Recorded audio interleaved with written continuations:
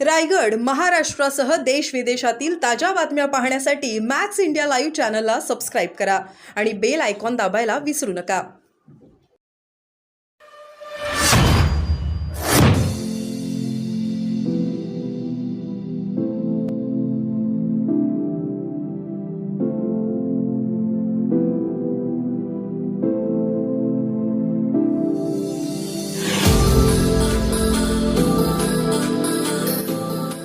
काय रे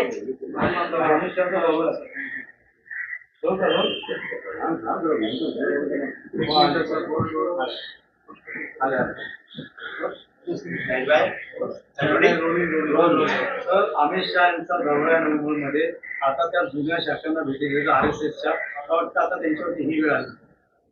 बघा, देशाचे गृहमंत्री आहेत.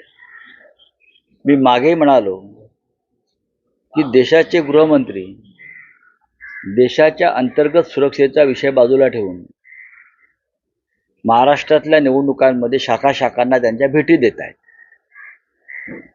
ही अत्यंत गंभीर बाब आहे. देशाच्या सुरक्षेविषयी गृहमंत्री किती गंभीर आहेत हे यातून दिसत आहे. खरं म्हणजे ते मणिपूरला जाऊन थांबायला पाहिजेत, काश्मीरमध्ये अतिरेकी हल्ले सुरू आहेत तिकडे थांबायला पाहिजे. देशामध्ये अनेक प्रश्न निर्माण झालेले आहेत. लडाखमध्ये चीनचं सैन्य घुसलं आतमध्ये, अरुणाचलला घुसलं आहे, तिकडे जाऊन त्यांनी पाहणी करायला हवी. पण महाराष्ट्रातील निवडणुका, एक घटनाबाह्य सरकार या राज्यात त्यांनी जे बसवलं आहे त्याला संरक्षण देण्यासाठी अमित शहा इथे येत आहेत. अमित शहा किंवा मोदी महाराष्ट्रात आले की आम्हाला भीती वाटते. काहीतरी महाराष्ट्रातला एखादा उद्योग या राज्याबाहेर जाईल किंवा काहीतरी महत्त्वाचा भूखंड अडाणीच्या घशात जाईल, त्याची तयारी करायला हे लोक येतात का? कारण अमित शहा आज येत आहेत आणि काल 210 एकर जमीन मिठागरांची ही अडाणीला द्यायचा निर्णय झाला. त्या जमिनीचं मोजमाप करायला येत आहेत का? व्यवहार वगैरे पाहिला? आम्हाला भीती वाटते. हे दोन प्रमुख भाजपचे नेते इथे आले की महाराष्ट्राच्या लुटी संदर्भात काहीतरी निर्णय होईल. देशाच्या गृहमंत्र्यांनी कोणतं काम केलं पाहिजे या संदर्भात संविधानामध्ये काही नियम आणि विषय आहेत. ते सगळे बाजूला ठेवून हे फक्त निवडणुका, भारतीय जनता पक्षाचा प्रचार, उद्योगपतींना मदत, लाडक्या आणि विरोधकांवर आपल्या हल्ले, हे गृहमंत्र्याचं काम नाही आहे. सरदार पटेलांचा इतिहास त्यांनी वाचावा. गृहमंत्री म्हणून त्यांनी काय काम केलं, किंवा इतर जे पुढले गृहमंत्री होते झालेले त्यांनी कोणत्या प्रकारचं काम केलं. व्यक्तिगत सुडाचं राजकारण करण्यासाठी गृहमंत्रालयाचा वापर या देशात याआधी कोणी केल्याचं मला दिसत नाही. पण अमित शहा नेमकं तेच करतायत. नरेंद्र मोदींचा दौरा आहे या आठवड्यात. अमित शहा नंतर पुन्हा नरेंद्र नाही, या महाराष्ट्राच्या निवडणुका होईपर्यंत बहुधा देशाची राजधानी ते महाराष्ट्रात हलवतील असं मला वाटतंय.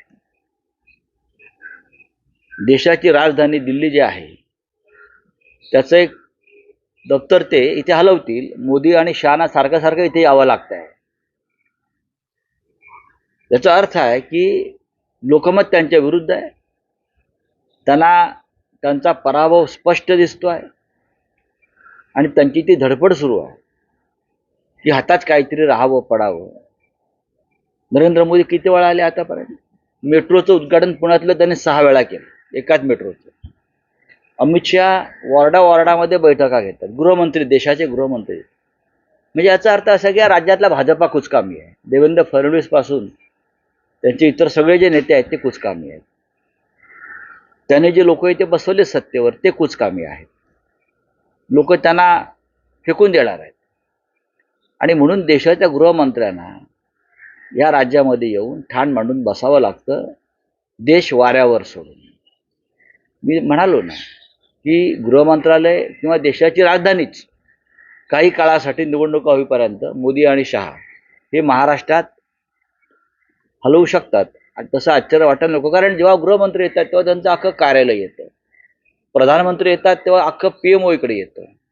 मग ते सारखं ये जा करण्यापेक्षा, विमानाचं इंधन जाळण्यापेक्षा इथेच ते देशाची राजधानी 2 महिन्यासाठी आणतील. गोमाताला आता राजमाता म्हणून घोषित केलंय, कुठेतरी गायीची संख्या देखील वाढते. कसं आहे की सध्याचं सरकार जे आहेत हे बैलपुत्र आहेत, बरं का. त्यांचा बाप बैल आहे. त्यांचा बाप बैल असल्यामुळे या सरकारचा, त्यांची बुद्धी ही बैलाची आहे. ही बैलबुद्धीचे लोक आहेत. काही तैलबुद्धीचे असतात, काही बैलबुद्धीचे आहेत. मुख्यमंत्री उपमुख्यमंत्र्यांना दुसरं काही काम नाही आहे. आम्ही गोमातेला मानतो, आम्हाला सांगायची गरज नाही. पण या गोमातेच्या ज्या कत्ली भाजपा शासित राज्यामध्ये होत आहेत अनेक ठिकाणी, गोमांस भक्षण, त्याच्यावर जरा सांगा ना. गोव्यामध्ये गोमांसवरती विक्रीवर बंदी नाही, अरुणाचलमध्ये नाही, अनेक राज्यात नाही. राज्यमाता करून गाईला तुम्ही गाईचं रक्षण कसं करणार? खरं म्हणजे गाईच्या दुधाला भाव द्या. शेतकऱ्यांनी जो दुधासाठी जो संघर्ष चाललाय, दुधाच्या भावासाठी, त्याच्यावर चर्चा करा, त्याच्यावर बोला. पण ज्यांचा बापच बैल आहे आणि ज्याची बुद्धी बैलाची आहे, त्यांच्याकडनं काय अपेक्षा करणार? त्याच्यामुळे असे फंडे निवडणुकीसाठी करतात. दिल्लीतून काही बैल येतात, ते बैल केंद्रातले फिरत असतात, आणि मग आमच्या महाराष्ट्रामध्ये जी एक परंपरा होती विद्वत्तेची, चिंतनाची, राज्यकर्त्यांच्या, त्यांच्या त्यांनी बैल बाजार केलेला आहे. त्याच्यामुळं राष्ट्रमाता, राज्यमाता, अमुक तमुक, गाईची पूजा आम्ही करतो ना सगळे. त्यासाठी हे शासकीय आदेश काढण्याची गरज नाही. हे राज्य आणि देश तुम्ही कोणत्या दिशेने घेऊन चाललेला आहात? तुम्ही सावरकरांना मानता ना. हे तुमचे जे कोण आहेत ना, ते काय गब्बर बिब्बर हिंदुत्वाचे, किंवा हे तुमचे फडणवीस वगैरे, सावरकरांचं राज्यमातेविषयी जे म्हणणं आहे एक हिंदू म्हणून, हिंदू हृदय सम्राट सावरकरांचं, ते समजून घ्या तुम्ही आधी. जर तुम्ही या घोषणा केल्या असतील तर तुम्ही सावरकरांचं नाव घ्यायचं नाही. वीर सावरकर, वीर विनायक दामोदर सावरकर यांनी गोमातेविषयी जे मत, ज्या भूमिका स्पष्ट केल्या, त्या जर भाजपला मान्य असतील तर त्यांनी सावरकरांचं नाव घ्यावं. सावरकर जर असते तर काल जो काय राज्यमाता वगैरे जो काय विषय केलेला आहे, तर सावरकरांनी त्यांच्या कानाखाली वाजवलं असते या सरकारच्या. हे बैल आहेत. सर, धारावी विकासाचा मुद्दा पुन्हा ऐरणीवर आला आहे. मिठागरच्या जमिनीची आदरीला 255 एकर आदरीनं परत देण्यात येते. काय मिठागरची जमीन आहे ना, 255 एकर, ती आदरीनं देते. हो, मग तुम्हाला सुद्धा त्याचा राग आला पाहिजे ना. या महाराष्ट्रातल्या मराठी माणसाला, ज्याने 105 हुतात्म्यांच्या बलिदानातून ही मुंबई आणि महाराष्ट्र मिळवली, ती मुंबई अडाणीच्या घशात घालण्यासाठी आम्ही मिळवली नाही ना. जी 106 हुतात्म्यांची यादी आहे, 105, 107, त्यात अडाणीचं नाव नाही आहे, किंवा देवेंद्र फडणवीस, नरेंद्र मोदी, अमित शहा यांच्या पूर्वजांची नावं नाही आहेत. 1-1 इंच मुंबईच्या जमिनीसाठी आम्ही लढलेलो आहोत. आमचे पूर्वज लढलेले आहेत, आमचे बापजादे लढलेले आहेत. तेव्हा ते हुतात्मा स्मारक, त्याला पुष्पचक्र वाहतात मुख्यमंत्री आणि देवेंद्र फडणवीस जाऊन. लाज वाटली पाहिजे. ही मुंबई तुम्ही अडाणीच्या घशात घालताय. अडाणीच्या घशात घालण्यासाठी आम्ही मिळवली नाही ना. जी 106 हुतात्म्यांची यादी आहे, 105, 107, त्यात अडाणीचं नाव नाही आहे, किंवा देवेंद्र फडणवीस, नरेंद्र मोदी, अमित शहा यांच्या पूर्वजांची नावं नाही आहेत. 1-1 इंच मुंबईच्या जमिनीसाठी आम्ही लढलेलो आहोत. आमचे पूर्वज लढलेले आहेत, आमचे बापजादे लढलेले आहेत. तेव्हा ते हुतात्मा स्मारक, त्याला पुष्पचक्र वाहतात मुख्यमंत्री आणि देवेंद्र फडणवीस जाऊन. लाज वाटली पाहिजे. ही मुंबई तुम्ही अडाणीच्या घशात घालताय, लोडाच्या घशात घालताय. मराठी माणसाची मुंबई, मुंबईचे मिठागरं, मुंबईची जंगलं, मुंबई, महाराष्ट्रातल्या शाळा तुम्ही अडाणींना देताय. 106 हुतात्म्यांचा हा अपमान आहे. आणि ह्याच्यावरती संयुक्त महाराष्ट्रासारखं आंदोलन उभं राहिलं पाहिजे, ही आमची भूमिका आहे. तर महाविकास आघाडीने लोकसभा निवडणुकीमध्ये 48 पैकी 14 लोकसभा मतदारसंघामध्ये वोट जिहाद केल्याचा आरोप फडणवीसांनी केला. कोण करते हे? फडणवीस. वोट जिहाद केला म्हणजे काय असतं जरा विचारा जरा. त्यांच्या तोंडात सध्या जिहाद फार येतोय. त्यांनी कुठे दुसरीकडे तलाक वगैरे देत आहेत का निकाह करतायत कोणाशी? दुसऱ्या कुठल्या पक्षाशी निकाह करतायत का मतांसाठी? विचारा त्यांना जरा. हे काय सारखं जिहाद जिहाद जिहाद करतायत? जिहादचा अर्थ समजून घ्या आणि मग बोला. तुम्हाला भ्रष्ट लोकांची मतं चालतात, भ्रष्टाचारी. मग याचा अर्थ असा आहे की तुम्ही भ्रष्टाचारांशी निकाल लावल्यात बोलू का?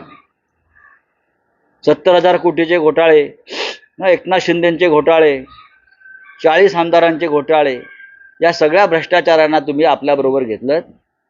मग तुम्ही त्यांच्याशी निकाल लावला सांगू का? काय जे शंकराचार्य मातोश्रीवर आले होते ते शंकराचार्यांनी काल एकनाथ शिंदेची भेट घेतली आणि ते असं म्हणतात की जर हनुमानासारखी जर छाती त्यांनी पाळली तर ते खरे हिंदुत्ववादी आहेत. विश्वासघाती जे म्हटले होते त्याच्यावर स्पष्टीकरण एकनाथ शिंदेने दिले असं त्यांचं म्हणणं आहे. नाही, मला माहिती नाही त्याच्याविषयी. सर, वंचितने एक मोठा दावा केला आहे. 25 जुलैला संजय राऊत हे दिल्लीला जाऊन जे पी नड्डा यांना भेटले आणि 5 ऑगस्टला मातोश्रीवर स्वतः देवेंद्र फडणवीस येऊन भेट होते. नक्की तुमच्या चर्चा काय करत?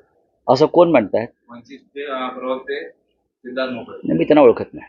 तर शेवटचा प्रश्न, महाविकास आघाडीची आज पुन्हा एकदा बैठक आहे. काल असं कळतंय की अगदी मोजक्या जागा आहेत त्यावर गाडा आणला आहे. तर ते आज हे होईल आणि दसऱ्यापर्यंत महाविकास आघाडीच्या जागा वाटपात जाईल. जागा वाटप 3 पक्षातले जे आहे ते अत्यंत सुरळीत सुरू आहे. आमच्यामध्ये कोणते मतभेद नाही. ठीक आहे, एखाद्या जागेवरती कदाचित जास्त वेळ लागतो, कारण अशा काही जागा जिथे 2 किंवा 3 पक्षाचा दावा असतो, 3 पक्षाचे कार्यकर्ते हे त्या लढण्यासाठी इच्छुक असतात. अशा वेळा आम्ही एकत्र बसून निर्णय घेतो. कालही बराच वेळा आम्ही बसलो, 6-7 तास बसलो आम्ही. आजही बसणार आहोत. पण मला असं वाटतं दसऱ्याच्या आत त्या आधी खूप आम्ही हे जागा वाटपाचा निकाल लावलेला असतो. थँक्यू. काँग्रेसचा होणार असं दिल्ली में जानना चाहेंगे गौ माता को जो है अब राज्य माता का दर्जा दिया गया है, किस तरीके से देखते हैं लगातार चुनाव? देखिए, एक बार आप समझ लीजिए, गौ माता है क्या राज्य माता है? आप राष्ट्र माता भी कर सकते हैं और विश्व माता भी कर सकते हैं. राजनीति के लिए, राजनीति के लिए आप जो कर रहे हैं उसमें ये हिंदुत्व नहीं है. ये बीजेपी की सरकार बार बार वीर सावरकर के विचारधारा की बात करती है. अगर आपने गाय को ये राज्य माता वगैरह वगैरह कहा है तो सबसे पहले ये वीर सावरकर जी का अपमान है. वीर सावरकर जी ने गाय के बारे में जो कहा है, लिखा है, वो एक बार देवेंद्र फडणवीस ने पढ़ना चाहिए, उसके ऊपर चिंतन करना चाहिए. लेकिन ये चिंतन करने की क्षमता उसमें नहीं है, क्योंकि ये सब बैल है. बैल का मतलब समझते हैं? उनका बाप बैल है, ये सबका बाप बैल है. तो ये बैल बुद्धि के लोग हैं. चलो, सुप्रीम कोर्ट ने रेड्डी को एक जीत दी है सर. महाविकास आघाड़ी की कल बैठक थी, आज भी बैठक होने वाली है. दिनचर्या को लेकर क्या कुछ फॉर्मूला तेरे सामने आया है और कौन सी चीज से? क्या है फार्मूला? कौन सा फार्मूला होता है? क्या है? कौन आ जाएगा ना सामने. 3 पार्टी में बहुत ठीक ठाक तरीके से चर्चा चल रही है. सुप्रीम कोर्ट ने बैठक में एक जीत दी है सर. अरे सर, हो, गणेश जी, आणि इथे पण घेऊन जा. तो बिचारा एकटा आहे.